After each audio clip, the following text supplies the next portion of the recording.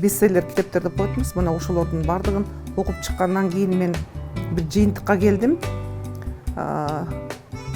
Өлкөнүн өнүгүшүнө деле бардык нерсенин өнүгүшүнө ушу өндүрүш гана, технологиялар гана чоң жылыштарды алып келерине.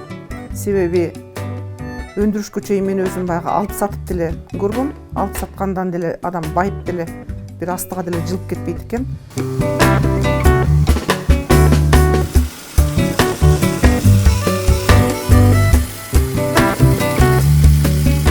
Кичинекей магазинде сатып отурганда ата-энелер келе берер эле. Таза, жакшы жүгөрү таякчаларыңыздан алат элек деп. А мен Россиядан импорттолуп келген таякчыларды алып келип сатканымда төнүп калат бат эле. Анан кайра барып алып келейин десең калбай калат.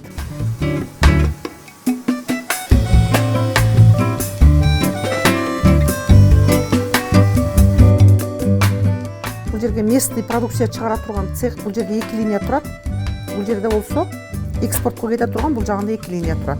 6 архитектор иштеди проекттин үстүнөн. Азыр юристтердин командасы иштеп жатат. Бул жерде документтердин кичине эле бир жери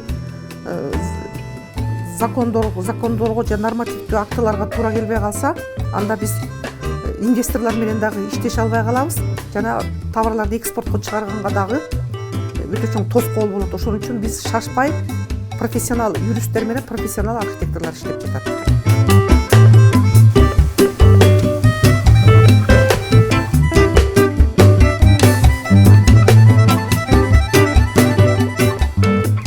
Оборудование жабдыктарды алып келүүдө мен 3 жолу жаңылдым, 3 жолу банкрот болдум. Анын ачыгын эле айтыш керек. Рекламадан карап алып эле барып эле алып келип бышырып баштасаң чыкпайт эчтеке. Жаңылганыңды билесиң. Анан кайра изилдеп кайра баштайсың. Технология жагынан болсо эч ким жок Кыргызстанда. Именно ушул биздин товарды өндүргөн технологдордон. Эксперимент жасап, күнүгө кайра теориясын окуп, кайра жасап отуруп, бир 5 жыл жалаң эксперименттин үстүндө иштедим дагы. Ушул технологияны разработка кылып чыктым.